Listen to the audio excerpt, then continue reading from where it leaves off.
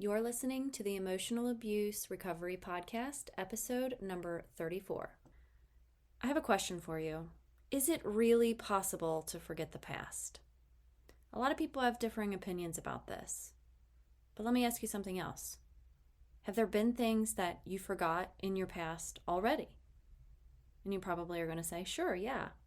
And then, do you remember everything that's ever happened to you? And of course, you're going to look back into your past and say, well, no, of course not. So there are differing opinions about this, and I'm going to share with you something a little bit different. And one thing I know for sure is that none of us want to feel the pain of the past in the present moment. The pain already happened. And it's like when you cut your hand or break a bone. It was painful, but it heals. And you don't feel that pain anymore once the wound has repaired. But why is it that our pain from the past sometimes still lingers in the present moment? Why can't we all just forget about the past? Can we forget about the past? And if so, how do we do that? So, today I'm going to be talking to you about this specific topic.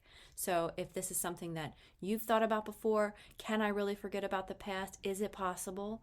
I'm going to give you some new information, so stay tuned.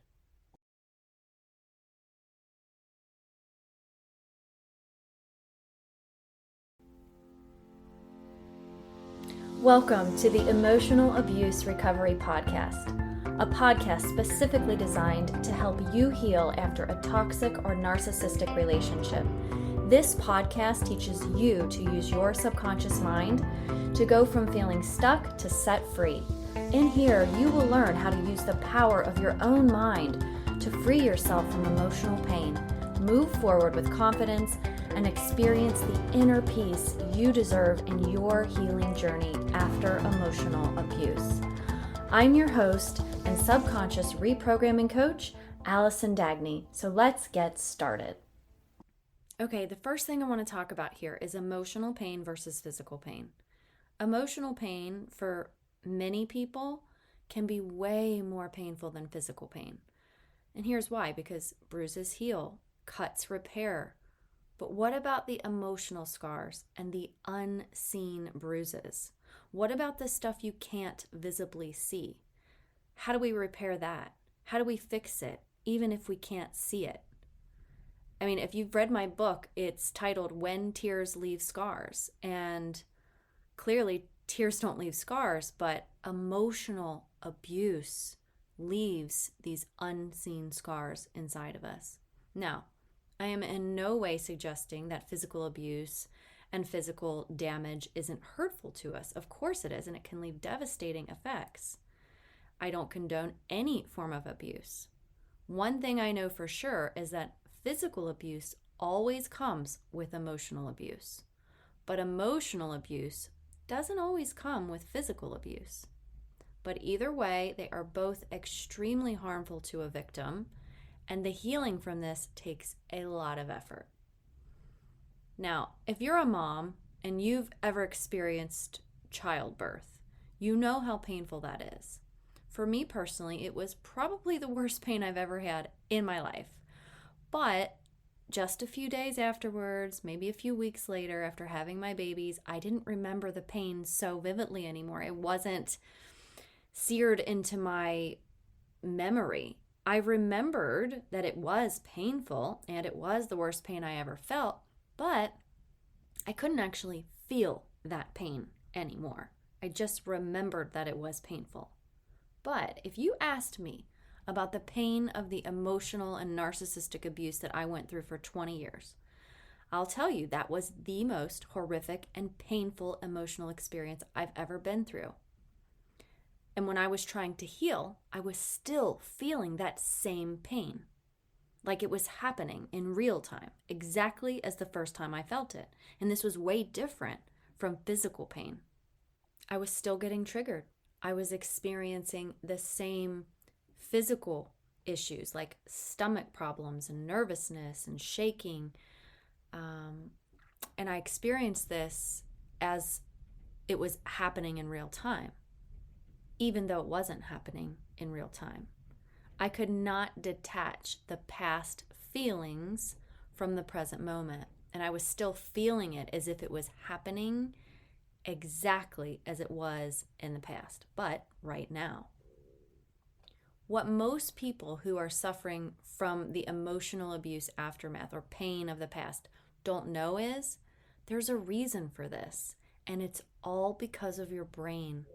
Your brain stores these emotional memories and this trauma, and it does this to keep you safe. It wants to help you avoid these things in the future. So you might be asking then, if it wants me to avoid it, why do I keep feeling it? It seems to make no sense, but when you know how the brain works, it actually makes perfect sense. And let me tell you why. The brain takes that emotional memory, usually a highly negative and highly charged memory, and encodes that in a neural pathway in your brain. It creates a deep groove in your mind to solidify that memory so that you don't let that kind of thing happen again. It's like when you're a child and you touch a hot stove. The next time, you're very careful because your brain recorded this as extremely important. The hot stove equals burn equals do not touch. It's a safety and protection mechanism to keep you safe. So when you've experienced an emotional wound or abuse or trauma, the same thing happens in your brain. And it replays this over and over in your mind to help keep you safe. The problem is it's highly painful to keep reliving this. We already know logically it's not safe. But here's what I want you to know. Our conscious mind, that's the logic part of our mind, that only runs 5% of the show. So when we're up against the other 95%, which is your subconscious mind, that means the wiring that's in there that says this needs to be repeated over and over and remembered is going to win every single time. So the big question now is, can you really forget about the past? And there are a few complex answers to this, so I'm going to touch each one. Number one, yes, because obviously you don't remember every detail of the past, right? Some things you filtered out as not important to remember and didn't give that enough attention or mental energy. Things like what color sweater you wore 6 months ago on a Saturday at 12 p.m. It doesn't matter. It isn't important. There's a part of your brain called the reticular activating system, and it filters out the non-important things for you. So if that sweater you wore 6 months ago on a Saturday at 12 p.m. was on your birthday, on a really important day that someone gave to you, you might remember what it is. But something that doesn't matter is going to get filtered out. So if you're not familiar with the reticular activating system, it's really fascinating. So Google it or look it up on YouTube. You can watch videos on it. It's really interesting to see how the mind works. Now, the second thing I want to tell you is that you can't just erase painful memories. You can't go back to your mind and say, I don't want this particular memory anymore, and just pluck it out of your brain, right? That would be wonderful if we could do that, but we can't do that. The only way this happens is if something is physically damaged to the memory centers of your physical brain. But even though you can't actually erase the past or forget these particular memories, you can do something else, which brings me to the third point I have here. And this is my favorite because it's the one that we can actually work with. Can you really forget about the past? It's not yes, and it's not no. It's forgetting about the past means making the past less painful.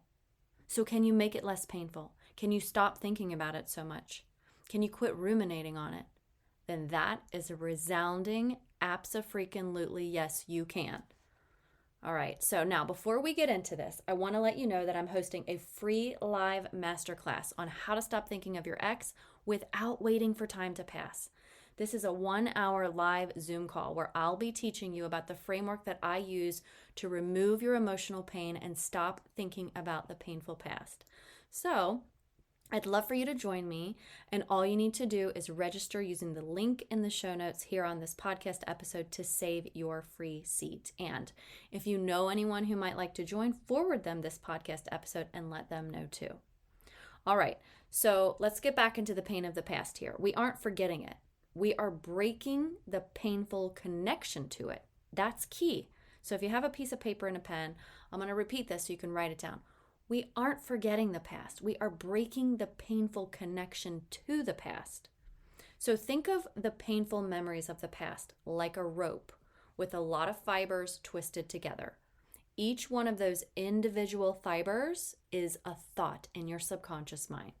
And so one end of this rope is tied to the past, and the other end is connected to you in the present moment. All those individual thoughts and those little fibers that I said are your subconscious thoughts, they're bundled together to create one emotion. And that emotion, in this case we're talking about, is the pain of the past, right? So it could be sadness, it could be guilt, it could be regret, it could be fear, whatever that is. That bundle is the neural pathway that anchors you to the painful past in the present moment. So what do we do with this? What do we do with this rope that's connecting the past to the present? We can't take scissors and cut it, but we can break these fibers apart so that they are no longer connected from the pain of the past to right now. So how do we do this? No, you don't need brain surgery, so if that's what you're thinking, don't worry about that. First, we have to figure out what each of these individual subconscious thoughts are. And remember, they're just thoughts. They're not necessarily true. The fibers are individual thoughts that say things like, I'm not good enough. I'm so stupid. The world is evil. I'll never be happy. Life's too hard. The world is out to get me.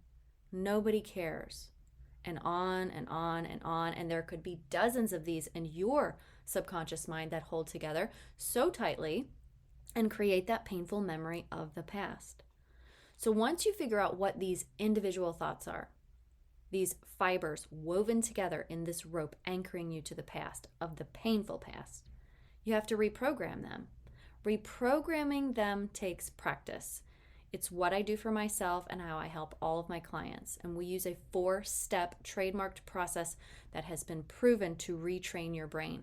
We are rewiring these thought fibers that create these neural pathways in your mind. The brain is neuroplastic, which means it's able to change. So regardless of how long you've been thinking these things, how long you've been abused, how long you were traumatized, how long you've been sitting in this awful pain, right? How long your brain has been programmed to be thinking this way, it can still change with the right tools and with practice. So let me ask you this. Would you tell your best friend or your daughter that she's stupid and not good enough? Would you tell her that life's too hard and just give up and the world's out to get you? I really doubt you would tell someone you love those things. And as for yourself, it's not just about stopping telling yourself this, which is important, obviously, but it's also about finding proof that those things are not necessarily true. So what happens when you do this? What happens when you find proof? You're weakening these old neural pathways and practice strengthening new ones. Then the tether to the painful past starts to relax, and you're building up a stronger, automatic thought pattern in your brain that is not painful. I can best describe this like watching a movie that's made you cry or really scared, and in the moment you're fully emotional about it. But let's fast forward a few months out. You're in the kitchen, you're making dinner, and that movie, someone turns on the television. You hear it, you see it, but as it's playing in the background, you aren't breaking down in tears or feeling anxiety like you did the first time you watched it when you were fully attentive. This is how it feels when you forget the past, or in different terms here, lessen the painful memories. Remember, forgetting really isn't possible unless it wasn't ever important, or unless there's been some damage to your brain, like I said before, to those memory centers, and also in some cases where the trauma was so severe that it cannot be recalled by the person who experienced it because maybe they have suppressed those memories. But obviously that's not healthy either. But if you really want to lessen the pain of the past, you have to get to the source, and that is your subconscious mind. So let me ask you, what would life look like for you if you could lessen the pain of the past? Again, I'm not saying you can forget it, but you can lessen it. So what would that look like for you? Now, I know that a lot of times you can be scrolling social media and see a post or a comment or maybe talk to other survivors, and the story is the same from a lot of these people. They say, it gets better, hang in there, I promise it gets easier. But the problem here is that nobody actually tells you what this looks like. So I'll tell you. You don't get triggered at the slightest things anymore. A simple text message or an email no longer sends you into a tailspin. You aren't emotionally exhausted anymore. You aren't ruminating over the pain or your ex or what he's doing or obsessing over social media. And you are enjoying your friends and you're loving your family and you're present with your kids. You're not distracted by your thoughts. You wake up rested because you no longer experience nightmares. You have peace and you feel powerful again. And my favorite is you feel indifferent to other people's actions that would normally set you off. Now, can you envision this for your life? Can you see what's possible for you if you make a commitment to your healing? And then what about if you do nothing? What if you just continue to try the same old things you've always tried? What does your life look like then? I am so passionate about this because it was the only thing that worked for me. I tried everything under the sun to heal. And I never set out to be a coach. That was never a goal of mine.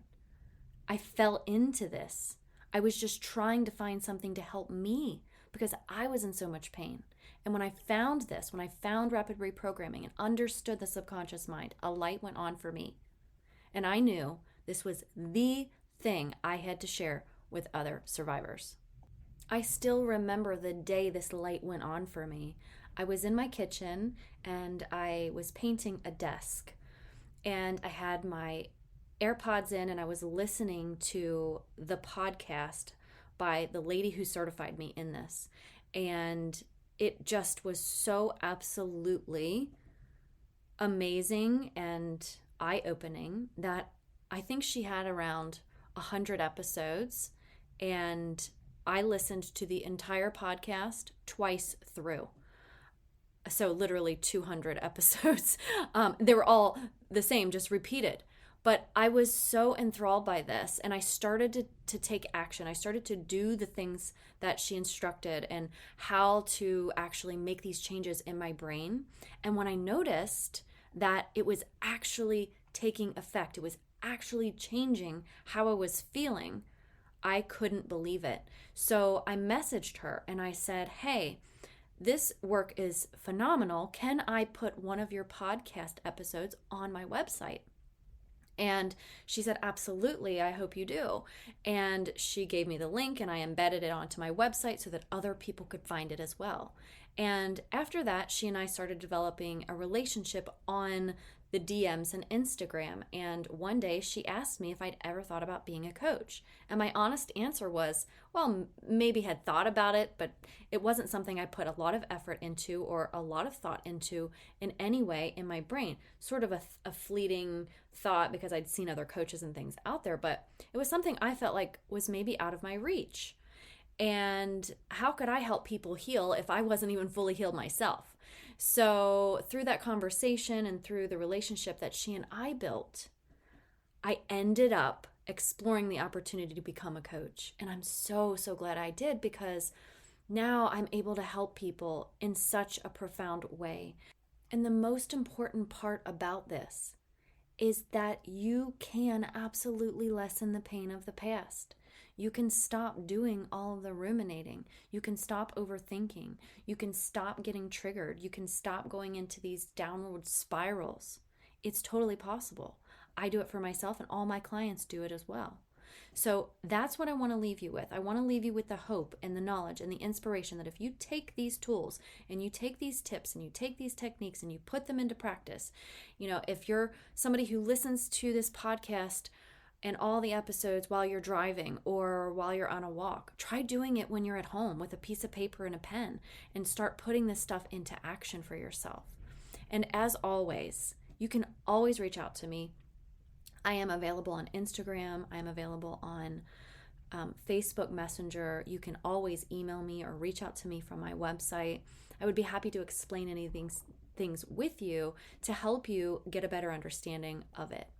And remember, I have this masterclass coming up. It is on March 23rd at 7:30 p.m. That's a Thursday night. So go to the link in the show notes and register for that. And I cannot wait to bring you this information in a live format on a 1-hour free Zoom call. So I hope you guys have a wonderful day, and please reach out if you need support. Thank you for being here with me today in the Emotional Abuse Recovery Podcast. I hope you found value here with me. If this podcast episode was helpful to you, I'd love for you to hit subscribe and leave me a review.